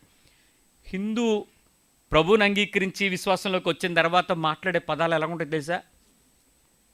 కక్కులు పెట్టబడిన కత్తిలాగా నూరి నారి సాగబెట్టి అన్నట్టు ఉంటుంది. ఆయన ఏమన్నాడు, సినిమాలు లేకపోతే దేవుడు లేడు, దేవుడు లేకపోతే సినిమాలు లేవన్నాడు. పదం ఎంత అద్భుతమో చూడండి. అసలు హిందూ సినిమాలు లేకపోతే దేవుడు ఎవడో మీకు తెలుసా? రాముడు ఎలా ఉంటాడో మీకు తెలుసా? ఎన్టీ రామారావు గారు రాకపోతే. శ్రీకృష్ణుడు ఎలా ఉంటాడో తెలుసా మీకు? శ్రీకృష్ణ పాండవీయం సినిమా రాకపోతే అసలు సినిమాలో దేవుళ్ళు ఎలా ఉంటాడో మీకు ఏమన్నా తెలుసా? మహాభారత్ ఏది మహాభారత్ అది రాకపోతే, అరుణ్ గోయల్ రాకపోతే అసలు రాముడు ఎలా ఉంటాడో మీకు తెలుసా? ఆయన ఆ పదం వాడిన తర్వాత ఆయన చాలా పెద్ద పదాలు వాడుతున్నావు వద్దురా బాబా అన్నాను. ఏంటి సంగతి అని అంటే, ఆ సినిమాల ప్రభావం వలన దేవుడు ఒకడు ఉన్నాడనే విషయం ప్రపంచానికి అర్థమయ్యేలాగా ఈ మీడియా పెంచేసింది. కరుణామయుడు సినిమా ఎంత హిట్ అయిపోయిందో కారణం కూడా అదే. క్రైస్తవులందరూ దీనిలోకి వెళ్ళిపోయి ఏడ్చేసి థియేటర్లో చెంగులు చీరలో కట్టేసుకుని ఎంత దుఃఖపడిపోయారో. ప్యాషన్ ఆఫ్ క్రైస్ట్ వచ్చినప్పుడు కూడా అది ఎంత హిట్ అయిపోయిందో. మెల్ గిబ్సన్ని యేసుప్రభుని చేసి పడేసింది లాస్ట్కి. ఆఖరికి ఒక వ్యక్తి ఆ పరిస్థితుల ప్రభావంలోనికి వచ్చినప్పుడు వాటి తాలూకా విషయాలపై ఎలా స్పందిస్తాడు అనేది మనకు అర్థమవుతుంది. ఇప్పుడు నిజంగా చూడండి, విగ్రహము ఆ స్థాయికి, మనిషిని అభిమానించే స్థాయికి, మనిషిని దేవుణ్ణి చేసే స్థాయికి, వాళ్ళ పర్సనల్ లైఫ్ని పాడు చేసే స్థాయికి తీసుకొచ్చి ఆ మూవీలు. ఆ తర్వాత సినిమా హీరోయిన్ సీతగా యాక్ట్ చేసిన ఆవిడ సిగరెట్ తాగిందని పెద్ద గొడవలో బాంబేలో. ఆవిడ పాదేది ఆవిడ పడుతుంది, ఆవిడ క్యారెక్టర్ సినిమా సీతగా అని. ఆవిడ సీత ఒప్పుకోరండి మనుషులు. నువ్వు అలా డ్రెస్ వేసుకుంటూ ఊరుకోం, ఆ బికినీ వేసుకుని సినిమాలోకి వేస్తూ ఊరుకోని సినిమా తెరలు చింపేశారు. ఇలా చాలా గొడవలు ఉత్తరాదిలో. ఏంటి కారణం? విగ్రహం ఇప్పుడు మనిషిని ఏం చేస్తుంది? బుద్ధిశూన్యుడిగా చేస్తుంది, ఆలోచన నీయకుండా చేస్తుంది. సో అలాంటి విగ్రహారాధనగా మార్చే ఈ డబ్బు నిన్నేం చేస్తుంది? వివేకశూన్యుడిగా చేస్తుంది. డబ్బు లేనప్పుడు నువ్వు చాలా చక్కగానే ఉంటావు. ఒక్కసారి డబ్బు వచ్చిన తర్వాత నువ్వు ఎలా ఉంటావో చెప్పండి. నీ మాట తీరు ఏమవుద్ది? మారదా? దీనుడు అవుతావు కదూ? దీనుడు అవుతావా? ఏమొస్తుంది డబ్బులు రాగానే? మాట్లాడండి అర్రా. బట్టలు ఏమవుతుంటాయి? అప్పుడు వరకు మింత్రా, మీషో, ఒకసారిగా డబ్బులు వచ్చిన తర్వాత రేమాండ్స్, పీటర్ ఇంగ్లాండ్, ఇంకేంటి పెద్ద షాపులు ఇక్కడ ఏదన్నా వ్యాన్ హుసేరా, మగోళ్ళు ఆడవాళ్ళ సంగతి చెప్పు. కళామందిర్ అన్నీ మిడిల్ క్లాసే. అదే మీకు తెలిసిన టార్గెట్ షాప్స్ ఏమో ఉంటాయి. ఇక నెక్స్ట్ మీ లెవెల్స్ ఏమవుతాయి? ఇప్పుడు వాళ్ళ దగ్గరికి వెళ్ళి ఆంటీ మీషోలో అన్నాను అనుకో, ఏంటి ఎలా చూస్తారు? అప్పుడు ఆ ధనాపేక్ష కలిగినటువంటి వ్యక్తులు, ధన సంపాదన కలిగినటువంటి ఆ మనుషులు పడిన ఆ ఇబ్బంది కింద వారిని నీచమైన స్థాయికి, తక్కువ కలిగిన స్థాయికి, తక్కువగా బలహీనంగా చూడగలిగే స్థితికి నిన్నెవరు మార్చారండి? దేవుడు మార్చాడా? సాతాను మార్చాడా? ఎందుకు ఆ వీక్నెస్ నీలోకి వస్తుంది? నీ కాస్ట్యూమ్స్ అన్నీ ఏమైపోతాయి? కింద నుంచి అటైర్ అంతా ఏమైపోద్ది? నీ యాక్సెసరీస్ అన్నీ ఏమవుతుంటాయి? అప్పుడు వరకు ఎక్కడ చీప్గా దొరుకుద్దా అని ఎతికిన మనం, ఆ తర్వాత అడిడాసు, నైకీ, పూమా, ఇంకా కొంచెం పెద్ద బ్రాండ్ ఏది అండర్ ఆర్మ్స్ అంట. ఆ పైన ఒకటి ఇవ్వు, కింద ఒక ఇవ్వు అంటే అది ఏంటో నాకు తెలియదు. మొన్నటి చెప్పాడు ఇది అండర్ ఆర్మ్స్ అంట. సంకలా అన్నా నేను. అన్నా మీరు అలా అనకూడదు అన్నా అన్నాడు. మరి అండర్ ఆర్మ్స్ ఏముంటాయి? సంకల షాపు సంకల బట్టలు అన్నట్టు. ఆర్మరా ఆర్మరా ఏదో చెప్పుకోండి మీరు. ఇప్పుడు దాని అంటే సరదాగా మాట్లాడుకున్నా, సీరియస్గా మాట్లాడుకున్నా, ఒక బ్రాండ్కి నువ్వు ఎందుకు ఎడిక్ట్ అయ్యావు? ఆ బ్రాండ్ ప్రోడక్ట్ నీ దగ్గర ఉంటే నువ్వు క్రేజీగా ఎందుకు ఫీల్ అవుతున్నావు? ధన ఆపేక్షకు నీ శరీరం లోబడుతుంది అని చెప్పడానికి సంకేతం అది. ఇంకా ప్రమాదం ఏంటో చెప్పనా? మీరు వేసుకోలేదని ఏడుపు కాదు, ఇంకోటి వేసుకున్నాడు చూసిన తర్వాత వస్తుంది ఏడుపు.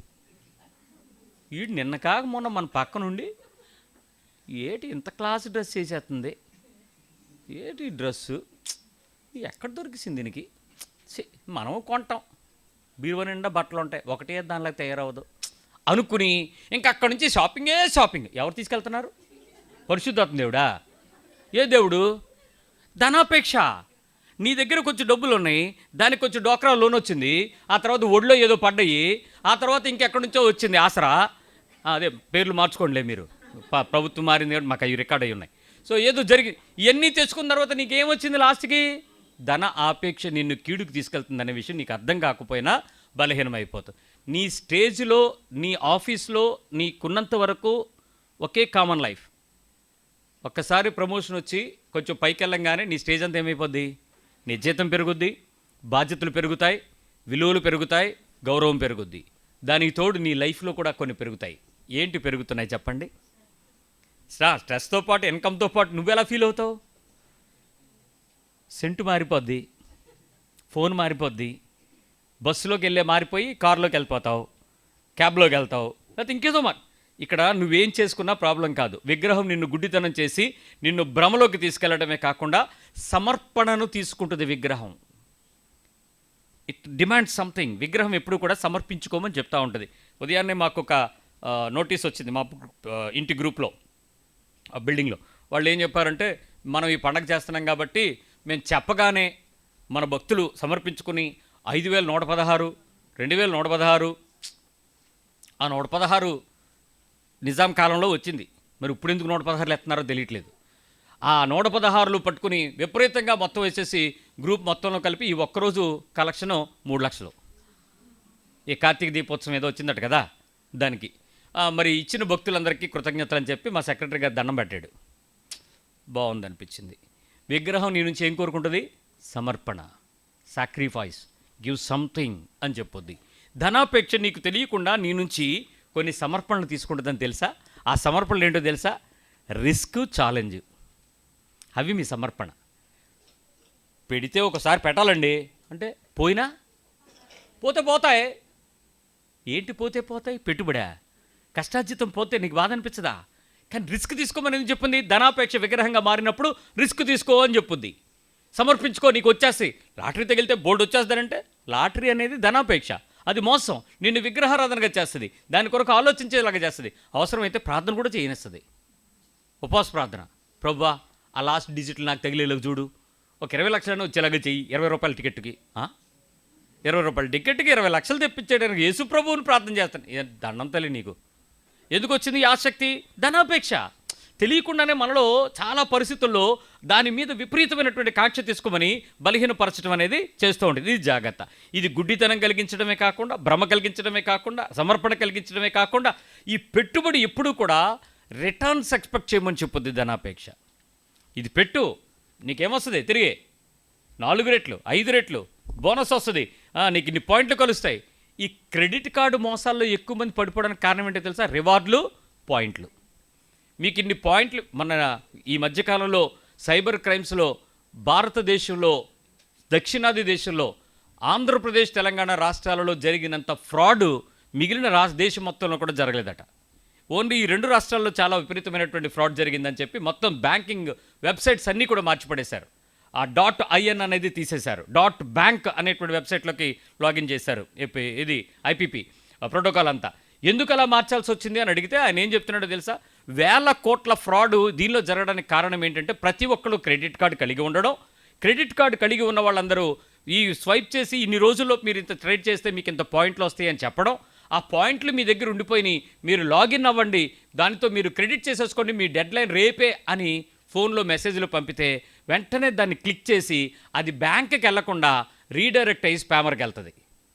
ఏకాదు నొక్కేసిన తర్వాత మీ డేటా అంతా ఆడి చేతిలోకి వెళ్తుంది, మీరు ఓకే అని కొట్టేలోపు ఆడు ఖాళీ చేసి పడేస్తున్నాడు. ఆ ఫ్రాడ్స్ జరిగాయట. Only credit card points debit చేసుకోవటానికి నొక్కినటువంటి సైబర్ నేరాలు మరి భారతదేశంలో ఆంధ్ర తెలంగాణలో విపరీతంగా జరిగాయని చెప్తున్నాడు కమిషనర్. ఎందుకు ఇలా జరిగింది అంటే ఏం చెప్తారు చెప్పండి? దీనిలో క్రైస్తవులు ఉండరా? మరి మీకు పరిశుద్ధాత్మ దేవుడు నడిపింపు లేదా? దేవుని భయం లేదా? ఆ పాయింట్లతో నాకెందుకు, నా వ్యాపారం మీద నేను చేస్తున్నాను, నా డబ్బు లేదు నాకు వస్తున్నాయి, నేను అప్పులేవు తీర్చుకుంటున్నాను, ఆ కార్డు వల్ల కొంత లాభం ఉంది, అంతవరకు వాడుకుంటున్నాను, అయిపోవచ్చుగా. ఎందుకు వెళ్తున్నావు నువ్వు? ధనాపేక్ష నీకు తెలియకుండానే దాని బలహీనతలోకి ఇంకొంచెం స్వైప్ చేయండి ధనాపేక్ష. మీరు బిజినెస్ చేసేటప్పుడు, అదే ఈ కామర్స్ వెబ్సైట్లో మీరు కొనేటప్పుడు దాని కిందన ఒకటి ఉంటుంది, ఒక ఆప్షను ఏంటో తెలుసా? మీరు మీ 150 రూపాయలు మీకు డిస్కౌంట్ రావడానికి మీరు 1500 దగ్గరలో ఉన్నారంట. 1500 మార్కెట్ చేస్తే 150 రూపాయలు తగ్గిపోద్ది. ఇప్పుడు ఏం చేస్తావు నువ్వు? 150 ఎక్కువ, 1500 ఎక్కువ, 0 మారితే జీవితంలో విలువ మారిపోయిందర్రా, డిజిట్ మారిపోయింది. 150 రూపాయలు వస్తుందని చెప్పి 1500 బట్టలు కొంటావా? పనికి మళ్ళీ ప్లాస్టిక్ డొక్కులు, సబ్బు డొక్కులు అవి కొంటావా? అసలు ఎక్కడ పెట్టుకుంటావు, ఎక్కడ దాచుకుంటావు? ప్రతి ఇంట్లో చెత్త బోర్డు ఉంటుంది. ఎందుకు కొంటారు? ఎందుకు ఆసక్తి? ధనాపేక్ష. తెలియకుండానే మనం దాని వైపు వెళ్ళిపోతున్నాం. ఈ విపరీతమైనటువంటి ఈ ధనాపేక్ష నిన్ను నెమ్మదిగా ఏం చేస్తుందో తెలుసా? డబ్బు సంపాదించే స్థితికి వచ్చేటప్పుడు నిర్లక్ష్య ధోరణిని వహించమంటది. Easy, take it easy. అవతల మనిషిని ఎలా చూస్తాడు? తేలిగ్గా చూస్తాడా, విలువగా చూస్తాడా? అప్పటి వరకు సార్ అని పిలుస్తాడు. అవసరం ఆడవాడు మనకి, ఆడవసరం మనకేంటి? అని పిలవాల్సిన పనే లేదు, ఆడి దగ్గరికి వెళ్ళాల్సిన పనే లేదు, ఆడితో మాట్లాడాల్సిన పనే లేదు, వాళ్ళ ఇంటికి వెళ్ళక్కర్లే. ఆఫ్టర్ ఆల్ ఎందుకు ఈ నిర్లక్ష్య ధోరణి వచ్చింది? ఎందుకు చులకనయ్యావు? ఎందుకు తక్కువ స్థాయికి మనిషిని ప్రేమించలేకపోతున్నావు? ధనాపేక్ష నీకు తెలియకుండానే అవతల వ్యక్తుల్ని నిర్వీర్యపరిచే స్థితికి చూడమని నీకు తెలియకుండానే నిన్ను ప్రోత్సహిస్తూ ఉంటుంది. నీ స్థితి పెరిగే కొద్దీ, ఏమంటే ఇక్కడ పుట్టినప్పుడు మనలో చాలామంది 2-3 తరాలు వాళ్ళు ఉన్నాం కాబట్టి మనందరము కూడా ఒక చిన్న స్థితిలో నుంచి కొంచెం స్థాయికి వచ్చాం. ఒక చిన్న పెంకిటిల్లు, పాకిళ్ళులో నుంచి ఒక పోర్షన్ ఇంట్లో నుంచి ఒక సింగిల్ బెడ్రూమ్లో నుంచి ఇప్పుడు ఒక 2 బెడ్రూమ్లోకో, మహా అయితే 3 బెడ్రూమ్లోకో, ఇండివిజువల్ హౌస్లోకో, ఒక అపార్ట్మెంట్లోకో, ఫ్లాట్లోకో మారాం. ఇంకా కొంచెం విల్లాలోకి వచ్చే స్థాయికి వచ్చాం. ఈరోజు మన పిల్లలు డైరెక్ట్గా ఆ రేంజ్లో ఆ స్థాయిలోకి వచ్చేసారు. అద్దెలు అనేవి తగ్గాయి, ఓన్ అనేది ప్రాపర్టీలోకి వచ్చేసాం. సో ఇప్పుడు మన స్థాయి ఏ స్థితిలో నుంచి మనం పైకి వచ్చామో, దేవుడు మనల్ని ఎలా తీసుకొచ్చాడో మనకు తెలుసు. దానికి తగినట్లుగా విలువగానే ఎంచుతాం, క్రమంగానే ఉంచుతాం. మన ఇళ్లలో పుట్టిన పిల్లలు ఏమంటారు చెప్పండి? మనల్ని చూసి ఇది కొనేద్దాం డాడీ అంటాడు. ఆడికి ఏం పోయింది ఆ పనేడు? కొనేద్దాం డాడీ అని అంటే ఇప్పుడు అదో 4 కోట్లో 2 కోట్లో ఉంటుంది. అక్కడికి వస్తాడు, అక్కడ స్విమ్మింగ్ పూలో, అక్కడ ఒక ఉయ్యాలో, అక్కడ పార్కో, కుక్కో కనపడద్ది. అప్పుడు వీడికి ఏమనిపిస్తుంది? వీడి ఫ్రెండ్ ఎవడు ఉంటాడు, హాయ్ బాయ్ అంటాడు. అంతే, డాడీ ఇది ఒకటి కొనే డాడీ అంటాడు. ఎందుకు కొనే డాడీ అంటాడు తెలుసా? నీ కొడుకుని నీ సంకలో కూర్చోబెట్టుకుని కంప్యూటర్ మీద నొక్కుతూ ఇది కొనేద్దామా అని నువ్వు ఆ ధనాన్ని సంపాదించడం ఎలాగో ఆడికి తెలియకుండా ఖర్చు పెట్టడం ఎలాగో నేర్పావు చూడు. అందుకు ఆడికి ఏమనిపిద్దాలి? ఏముంది డాడీ, ఆ 4 నెంబర్లు నీకన్నా ముందు ఆడు గుర్తుంటారు. ఆడి ముందు ఎప్పుడు పాస్వర్డ్లు కొట్టుకో. నీ పిల్లలు చాలా తెలివైన వాళ్ళు. మీరు చెప్పకపోయిన వాళ్ళు చూసి ఇలా సైడ్ నుంచి చూసి గుర్తుపెట్టేస్తారు. మీరు స్టార్ మార్కులు, ఎక్స్క్లమేషన్స్ పెట్టినా కూడా పట్టేస్తారు. ఆ తర్వాత నువ్వు లేనప్పుడు కొట్టేస్తారు. అలాగే ఎంతమంది ఫ్రాడ్లు అవ్వలేదు? ఈ తల్లిదండ్రుల పాస్వర్డ్లు పిల్లలు దొంగతనం చేసి కార్డులు పట్టుకెళ్ళి బెట్టింగ్లు ఆడట్లేదు. ఇవే ప్రాబ్లమ్స్. సో ఈ సరదా ఆ పిల్లోడికి అది కొనుక్కోవాలనిపిస్తుంది. తెలియకుండానే వాడికి ధనాపేక్ష వస్తుంది. మనం చేసే ప్రవర్తన మీద నష్టం కలిగిస్తున్నాం. సామెతల గ్రంథం 22వ అధ్యాయంలో 7వ వచనం చెప్తుంది, 22:7 త్వరగా. Proverbs 22:7. ఐశ్వర్యవంతుడు బీదల మీద ప్రభుత్వము చేయును. డబ్బున్నోడు పేదలను ఎలా చూస్తాడంట? ప్రభుత్వము చేయును. అంటే నీకు డబ్బు వస్తాం ప్రభుత్వం చేయడానికి ఇచ్చాడా దేవుడు? లేకపోతే ఈ వాక్యాన్ని చూసి నువ్వు అలా చేయకూడదని చెప్పడానికి ఇచ్చాడా? ఎందుకు ఎలా జరుగుద్ది? డబ్బున్నోడు ఐశ్వర్యవంతుడు ఏం చేస్తాడంట? బీదల మీద ప్రభుత్వం చేయును. డబ్బున్నోడు లేనోడిని ఎలా చూస్తాడంట? ఒకసారి ఇక్కడ మనందరం డబ్బు లేనోళ్ళు ఉండేటప్పుడు మనల్ని అలా చూసిన వాళ్ళు ఎవరో చూడండి. ఇప్పుడు మీరు డబ్బున్నోళ్ళు, మీరు ఎలా చూస్తున్నారో చూడండి.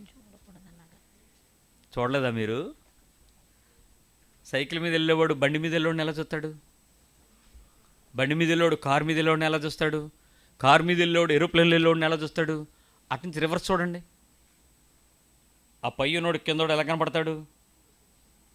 అదే ప్రభుత్వం చేసే పద్ధతి. ప్రమాదకరమైనటువంటి అంచు అనే విషయం మనకి అర్థం కాలేదు. ఇక్కడ మీకు ఇందాక మనం చదివామే మొదటి తిమోతి పత్రికలో 6వ అధ్యాయంలో 5వ అధ్యాయంలో 6 నుంచి 8 వచనాలు చూస్తే మనకు ఒక కొత్త సత్యం కనపడుతుంది. ఇప్పుడు తిమోతికి పౌలు ఎన్నో విషయాలు సూచనప్రాయంగా హెచ్చరికలు ఇస్తూనే ఈ దివ్యమైన సంగతి తిమోతికి చెప్తున్నాడు. మొదటి తిమోతి పత్రిక 5వ అధ్యాయము 6వ వచనం. సుఖభోగములయందు ప్రవర్తించినది బ్రతుకుచుండియు చచ్చినదయుండును. అంటే అంటే వినపడుతుందా? అంటే మళ్ళీ చదవండి. సుఖభోగములయందు ప్రవర్తించినది. సుఖభోగములయందు ఎలా వస్తాయి? సుఖము భోగము దేన్ని బట్టి వస్తాయి? డబ్బులను బట్టి. డబ్బుంటేనే వస్తాయి. ఆ డబ్బులతో నాకు ఇది కావాలి, ఆ డబ్బులతో నేను సంపాదిస్తాను, ఆ డబ్బుంటే నాకు సుఖంగా ఉంటుంది, ఆ డబ్బుంటే నాకు కంఫర్ట్, ఆ డబ్బుంటే నేను అది తెచ్చుకుంటే నేను భోగాన్ని అనుభవిస్తాను, నాకు భాగ్యంగా ఫీల్ అవుతాను. అది కొనకపోతే ఏడిచి పేచీ పెట్టి అలిగి మాట్లాడకుండా ఇబ్బంది పెట్టే ఈ సుఖభోగాల ముందు బతుకుతూ సస్తన్నటువంటి ఆత్మీయ క్రైస్తవులారా, మీకే ఈ వాక్యం. ఇది కొనుక్కోకపోతే అని మాటలు మొఖాలు తిప్పేసి భర్తలతో మాట్లాడక, కాపురాలు చేయక, పుట్టింటిని అడ్రస్లు ఎత్తుక్కుని ఎంతసేపు దుఃఖపడిపోతూ ఈ పిసినిగొట్టోడినిచ్చి చేశారు, నా దరిద్రం ఇది, ఏది కొన్నెవడు, డబ్బులు నాయే. డబ్బులు నీ అయితే సుఖభోగాలకు చచ్చిపోవడం ఎందుకు? బతకమన్నాడు కదా. చదవండి. బతికియుండియు చచ్చినదయుండును, వారు నిందారహితులయుండునట్లు ఇలాగో ఆజ్ఞాపించుము. జాగ్రత్తగా వినండి. నిందారహితంగా ఇప్పుడు నేను తిట్టిన తిట్లు మీకు రాకుండా ఉండాలంటే మీరు ఎలా బతకాలో చూడండి. అక్కడ ఉంది. ఎవడైనను స్వకీయులను విశేషముగా తన ఇంటి వారిని సంరక్షింపకపోయిన ఎడల. ఎప్పుడు సంరక్షించకపోతారో చెప్పండి మీ ఇంటి వారిని. ఈ వచనాన్ని నేను ఇప్పుడు పై వచనంతో లింక్ పెట్టి చెప్తాను. మీ ఇంట్లో వాళ్ళు, మీ తాతలు గారు, మీ తల్లిదండ్రుల వారు, మీ అన్నదమ్ములు, పెద్దలు, పిల్లలందరూ ఒక చోట ఉన్నారు. మీ ఫ్యామిలీలో రిచ్ మనిషి ఎవడైనా ఒకడు ఉంటే, మీ అన్నదమ్ముల పిల్లల్లోనూ, తాతగారు పెదనాన్నలు పిన్నల్లో రిచ్ పీపుల్ ఎవరైనా ఉంటే పూర్తో వాళ్ళు చాలా హ్యాపీగా కంఫర్ట్గా ఉండగలరా? మనం వెళ్ళగలమా? పోనే మనల్ని వాళ్ళు రాణిస్తారా? మనల్ని వాళ్ళు సంరక్షిస్తారా? మనల్ని వాళ్ళు కార్యాలు చేయడానికి పిలుచుకుంటారా? మనం పేదవారం అయితే, మన ఇంట్లో వాళ్ళు ధనవంతులైతే వాళ్ళు మనల్ని ఎలా చూస్తారు? మనం ధనవంతులు అయితే మన ఇంట్లోనే, మన కుటుంబాల్లో స్వకీయులమైన పేదవారిని మనం ఎలా చూస్తాం చెప్పండి. ఇప్పుడు ఈ వచనం అది. ఒక్కసారి డబ్బు వచ్చేసిన తర్వాత, మీరు ధనం సంపాదించుకునే భాగ్యం కలిగిన తర్వాత స్వకీయులను మనం ఎలా చూస్తామట? సొంత ఇంటి వారిని రక్షించమంట, పట్టించుకోమంట, వాళ్ళకి లక్ష్యం ఉండదంట, వాళ్ళు వదిలేయాలంట. ఏమంటే చీప్ బుద్ధులు వాళ్ళకి. ఎవరికి? తన ఇంటి వారికి. లేనోళ్ళు మన ఇంట్లో వాళ్ళే, మన సొంతవే, మన అన్నదమ్ములే, మన అక్క చెల్లెళ్ళే, మన బావమరుదులే, మన తాతల తండ్రుల పిల్లలే, ఎంత రక్తబంధుత్వమే. ఎక్కడైనా కార్యక్రమంకి వెళ్ళినా ఎందుకు అలగా జనంతో మనం ముందుకి? అలగా జనమా? వాళ్ళు లేబరా? వాళ్ళ దగ్గరికి మనం ఎందుకా? మనం డాబుగా కారులో ఆ నిమిషంకి వెళ్ళి అందరికి ఎలా చూపించి ఫోటోలు తీయించుకోవడానికి కూడా చీపే. మళ్ళీ ఇడికి వెళ్ళడం మీదకే. ఏమంటే మనం రిచ్చే. ఎవరిచ్చే?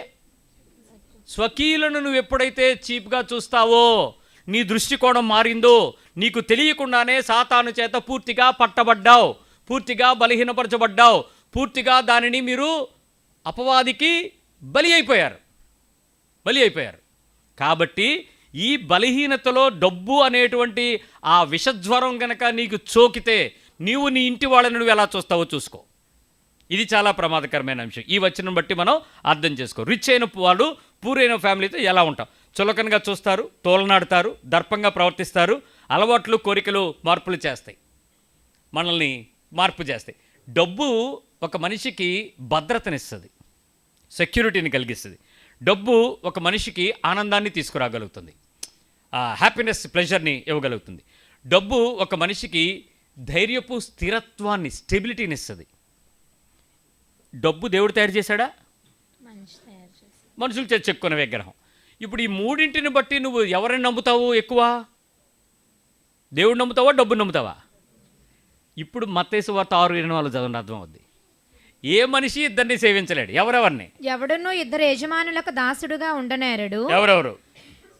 సిరికి దేవునికి. సిరికి దేవునికి. ఇప్పుడు నీ చేతిలో ఏమొచ్చింది? డబ్బులు. ఒక ఆత్మీయమైన క్రైస్తవుడికి సెక్యూరిటీ ఎవరు? దేవుడు. ఎవరు సెక్యూరిటీ? దేవుడు. ఎవరు ఆనందం? నీవే నా ఆనందము, నీవే నా సర్వము, నీకోసమే నేను సమస్తము. ఇవన్నీ పాటల్లోనైనా మాటలేనా? హృదయం. సో దేవుడే నీకు ఆనందం. కంప్లీట్గా సెక్యూరిటీ దేవుడే, ఆనందము దేవుడే, మూడోది, నీ భద్రత, నీ స్థిరత్వం అంతా ఎవరో? దేవుడే. నన్ను స్థిరపరచువాడు ఆయనే. ఆయన యందు నేను నిలిచి ఉండి ఫలిస్తాను. సో దేవుని యందు ఆ సంపూర్ణమైన స్థిరత్వాన్ని కలిగి ఉండేది దేవునిలో నేనే. కాబట్టి ఒక విశ్వాసి జీవితంలో ఎంత ఎక్కువగా ఆ డబ్బు యొక్క స్థితి సంపూర్ణమైన దేవుని మీద లక్ష్యాన్ని పెడుతుందో, ఇప్పుడు ఆ డబ్బు పక్కన దేవుడు, ఇద్దరు పక్కన ఉంటే నువ్వు ఎవరి దగ్గరికి వెళ్తావు? మీ పక్కన అడగండి, రెండు పక్కన ఉంటే ఏం చూస్తావని. నీ దగ్గర డబ్బులు లేవు, ఇప్పుడు నీ దగ్గర డబ్బులు వచ్చాయి, ఇప్పుడు దేవుడు పక్కన నిలబడ్డాడు. నీకేది కావాలి సిస్టరో బ్రదరో అన్నాడు, ఏం చెప్తావు? న్యాచురలీ ఎవరికి ఏది లేకపోతే అదే తీసుకుంటాడు. ఎవరికి ఎక్కువ ఏమీ లేదు,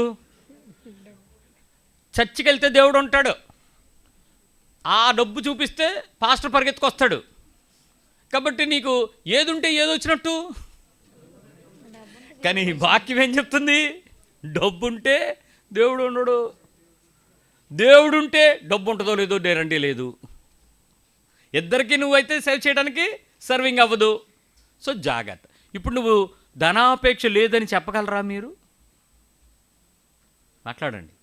మాకు అస్సలు లేదండి, ఎంత ఉంటే అంత హ్యాపీ, ఎంత వస్తే అంత హ్యాపీ, ఎంత సంపాదిస్తే అంతే, ఎప్పుడు మేము కలిగిన వాటితో తృప్తి కలిగి ఉంటాం.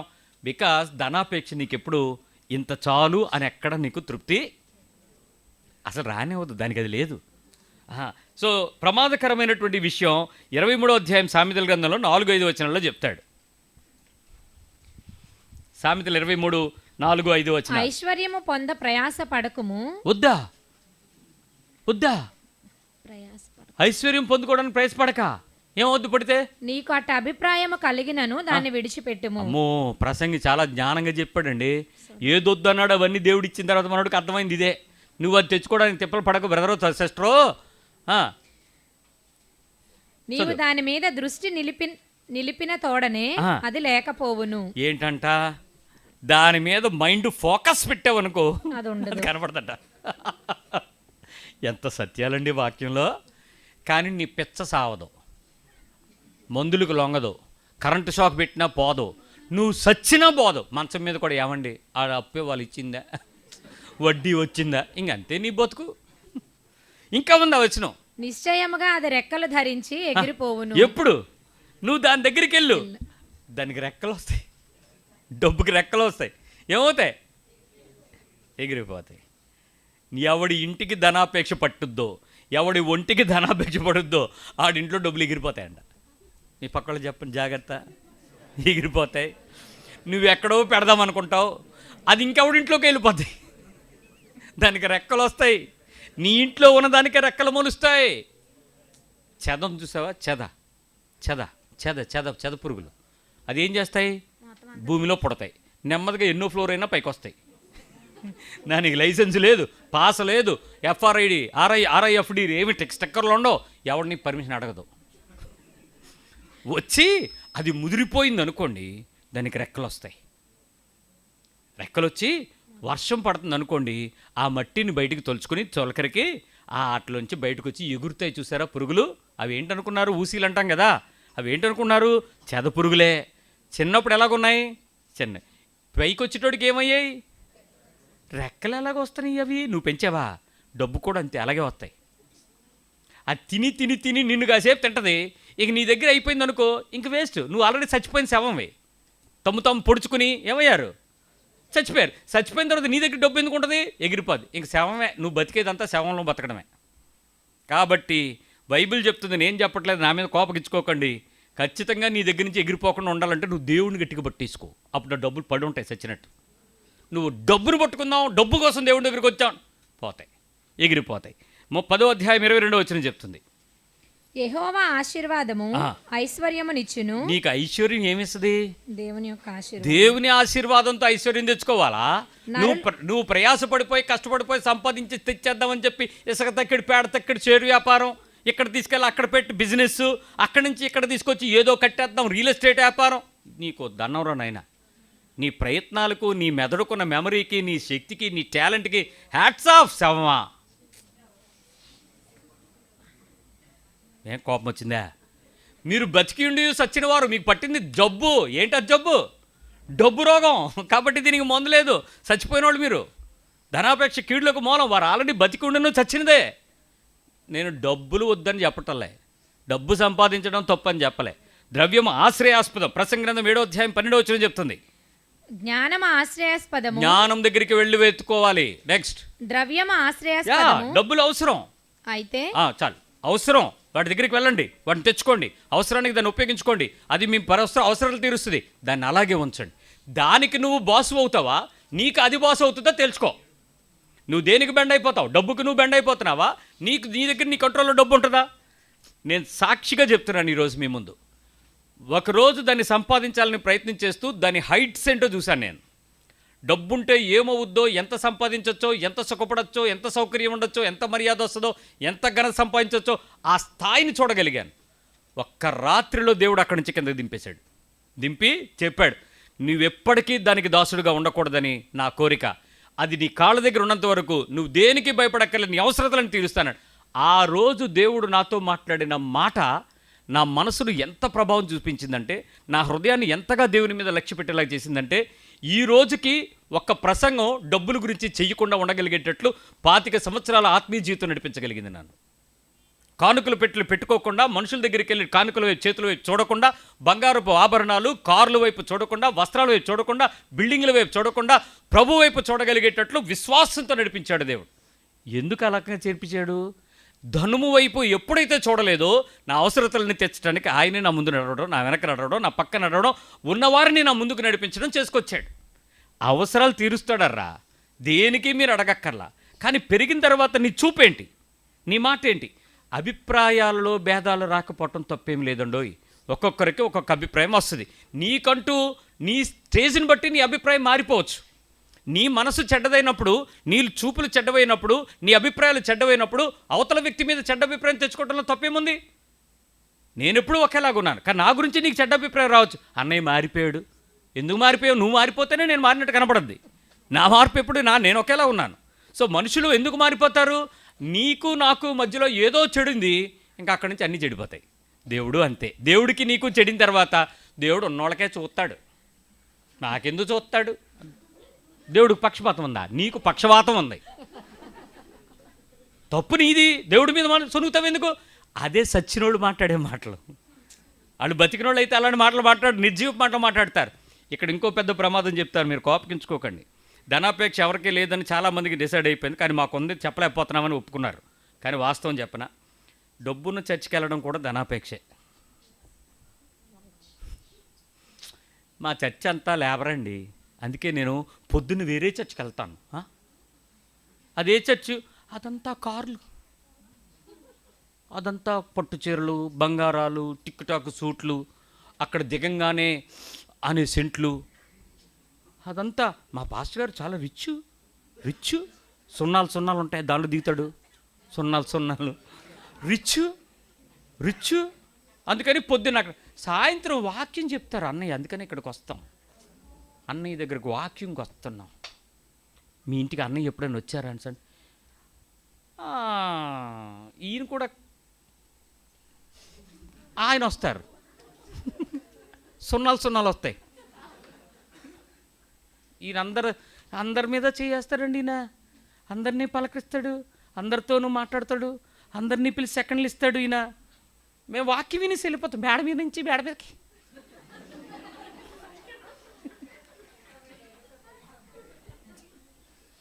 పలకరిస్తే బాగోదు కదా మాకు, మేము ధనవంతులం కదా. మీరు ధనవంతులు, శవాలకి దేవుడు ఎందుకు? బతికి ఉండి సచ్చిన వారులారా, ఈ రాత్రి దేవుడు నీతోనే శాతానికి చిక్కిపోయి అన్నావు అని చెప్తున్నాడు. డబ్బున్న బిల్డింగులకు వెళ్ళడం, డబ్బున్న వారితో తిరగడం, డబ్బున్న దర్పాన్ని ప్రదర్శించడం, లైఫ్ స్టైల్ మార్చుకోవడం, అలవాటు పడి కిందకి దిగలేని అప్పులు చేయడం, ఇలాంటి బలహీనమైన అనేక పరిస్థితులకు చిక్కుబడిపోతున్నటువంటి ఆత్మీయ జీవితాన్ని నువ్వేమంటావో చూసుకో. ఇప్పుడు ఒక చిన్న హెచ్చరిక చెప్తాను, వినండి. ఖర్చులకు వెనకాడను, భయపడను, అప్పు చేయడానికి సంతకమా 2 పెడతాను రా. ఒకటి అడిగితే ఈడు ఎన్ని పెడతాడు? 2 పెడతాను రా. ఆల్రెడీ నువ్వు సాతానుకు దొరికిపోయి ఉన్నావు. నెంబర్ 2, ప్రతి దానిలోనూ లాభంగా ఆలోచించి ప్రతి దానిలోనూ వ్యాపారం చేసేయడానికి ప్రయత్నం చేసేయడం, ప్రతి దానిలోనూ వ్యాపారం. అమ్మ, నువ్వు ఒక షర్ట్ కొనాల్సిన దగ్గర, ఒక చీర కొనాల్సిన దగ్గర, ఒక డ్రెస్ కొనాల్సిన దగ్గర, ఒక వస్తువు కొనాల్సిన దగ్గర 2 కొన్నావనంటే నువ్వు కాదు లాభం, అవతలోడికి లాభం, ఆ ఈ-కామర్స్ వాడికి లాభం. మీకు ఎప్పుడూ లాభం కాదు. మీకు నిజంగా ఖర్చు పెట్టాలనుకుంటే ఒక 100 రూపాయలు పెట్రోల్ వేసుకుని 4 షాపులకి వెళ్ళండి, మీకు 100 రూపాయలు తక్కువ దొరుకుద్ది. కానీ దానిలో కొట్టి 200కి నష్టపోకండి, మీరు నష్టం, మీకే నష్టం. ఎంత ప్రయత్నం చేసినా ఆన్లైన్లో మీరే నష్టం. ఎవ్వడో నష్టానికి వ్యాపారం చేయడు. గుండుబాబు చెప్పాడు, ఎవ్వడికి ఊరికే రావు. మీరెందుకు ఊరికే ఖర్చు పెడుతున్నారు? పెట్టకండి, జాగ్రత్త. మరొక మాట చెప్పాలి, షార్ట్ కట్లు, క్విక్ ప్లాన్స్, ఇన్వెస్ట్మెంట్స్, జూదాలు, బెట్టింగ్లు ఇవన్నీ కూడా అపవాదికి మీరు దొరికిపోవడానికి ఇచ్చుకున్న దారులు. Quick plans, short terms, multiple ఎక్కువ ఇంట్రెస్ట్కి వచ్చేస్తున్నాయి, తొందరగా మనకు డబ్బులు వచ్చేస్తున్నాయి. క్విక్ బెట్టింగ్స్, వెంటనే మీకు వచ్చేస్తున్నాయి, లాభం ఏమీ రాదు, మిమ్మల్ని ఉచ్చులో పెడతాడు. ఒక్కసారి బెట్టింగ్లో చిక్కాక మీరు ₹1 ఎప్పటికీ సంపాదించలేరు, మీ ఆస్తులు అమ్ముకోవడం, కిడ్నీలు అమ్ముకోవడం తప్ప. అంతేకాదు, విపరీతంగా డబ్బులతో మాట్లాడే వాళ్ళ మాటలు వినడం, వాళ్ళ దగ్గర చేరడం, వాళ్ళతో స్నేహాలు కలిగి ఉండడం, వాళ్ళతో సంబంధాలు పెంచుకోవడం, వాళ్ళ గ్రూపుల్లో, ఇన్వెస్ట్మెంట్ గ్రూపుల్లో, ఈ టెలిగ్రాము, వాట్సాప్ గ్రూపుల్లో జాయిన్ అవ్వడం, ఎంతసేపు ఎక్కడ పెడతారు, ఏం చేస్తారు, ఇవన్నీ కూడా మీరు సాతానికి చిక్కిపోవడానికి అవకాశాలే. కలలు, డ్రీమ్స్, కలలు, విపరీతమైన దర్శనాలు, విపరీతమైనటువంటి నిందలు, విపరీతమైన జ్ఞానం, విపరీతమైన అవిశ్వాసం, ఇవన్నీ కూడా శోధించబడే మార్గాలు అపవాది చేత. ఓవర్ డ్రీమ్స్, విపరీతమైన కలలు, మంచి మంచి ఏవేవో వేసేసుకుని పరిస్థితులన్నిట్లో, ఇవన్నీ కూడా మోసగించబడడానికి మీరు అపవాదికి చిక్కుకుంటున్న అవకాశం. ఏమండి, ఎవడైనా రాత్రి నుంచి తెల్లారులేకి ధనవంతుడు అయిపోతాడా? అల్లావుద్దీన్ అద్భుత్ దీపం మేము దొరికిందేంటి నీకు? జినీ రా అంటాడు బయటికి రావడానికి, యేసు ప్రభు చెయ్యి ఆమెన్ అంటే అయిపోవడానికి. అలాంటి షార్ట్ కట్స్ ఏమీ లేవు, అవన్నీ శోధించబడతాయి. ఎందుకు ఇంత తీవ్రంగా వివరంగా మాట్లాడుతున్నాడంటే, ఇది ఆఖరి దినాలలో ఎక్కువ మందిని పట్టుకునే ఉచ్చు ధనాపేక్ష. ఈ ధనాపేక్షలో స్త్రీలారా చాలా సమయం వహించండి, మీరు శోధించబడకండి, మీ భర్తలను శోధించకండి. ఏం సంపాదిస్తున్నావు, ఏం మిగిల్చావు, ఏం తెచ్చావు, ఏదో ఒకటి సంపాదించి పెట్టచ్చు కదా, పనికిమాలిన ఉద్యోగం ఏటీ రాదు, ఎందుకు ఇన్నాళ్ళు చేసావు, ఏమొచ్చింది పెన్షను, ఆఫ్టర్ ఆల్ ఇంతే కదా. ఈ శోధనలోంచి మీరు బయటకు వస్తే ప్రశాంతంగా నిద్రపోతాడు అజీవి. పురుషులారా, మీరు మీ చెడ్డ స్నేహాలకు, చెడ్డ ప్రోద్బలాలకు దిగిపోయి ఎవరో చెప్పారని ధనాపేక్షకులకు సంబంధించిన మార్గాల్లో చిక్కుపోకండి. షార్ట్ టర్మ్ ఇన్వెస్ట్మెంట్ ప్లాన్స్ అని, ఇక్కడ పెడితే అక్కడ వచ్చేస్తుందని, క్రిప్టో కరెన్సీ అని, రకరకాల పెట్టుబడుల్లోకి చేరి ఆత్మను దుష్టత్వంలోకి నడిపించుకోకండి. ఇది దేవుడు అప్పగించాడు, అది విగ్రహారాధనగా మారిపోద్ది. ఇది సాతాను మనల్ని టెంప్ట్ చేసేటువంటి బలహీనత, మనల్ని మోసం చేసే ఒక అద్భుతమైన పద్ధతి. దయచేసి క్రైస్తవ ఆత్మీయుడు దేవునిని వెతుకుతాడు తప్ప, ఆత్మ సంబంధమైన వెతుకుతాడు తప్ప, వాక్య సంబంధమైన జీవమును పొందుకోవడానికి, సమస్తం కోల్పోవడానికి ఇష్టపడతాడు తప్ప, డబ్బును సంపాదించుకొని గొప్పవాడిగా మనడానికి ఎప్పుడు కూడా మనుగడకు తెచ్చుకోడు. దయచేసి ఆత్మీయమైన క్రైస్తవులారా, ఇప్పటికైనా నీ గురి డబ్బు సంపాదించడమా, డబ్బును తెచ్చుకోవడమా, అప్పులు తెచ్చుకోవడమా, డబ్బుల్ని తెచ్చుకోవడానికి దేవుని దగ్గరికి రావడమా? దయచేసి దాన్ని మార్చుకుని దేవుణ్ణి సంపాదించుకుని దేవుణ్ణి మీ పిల్లలకి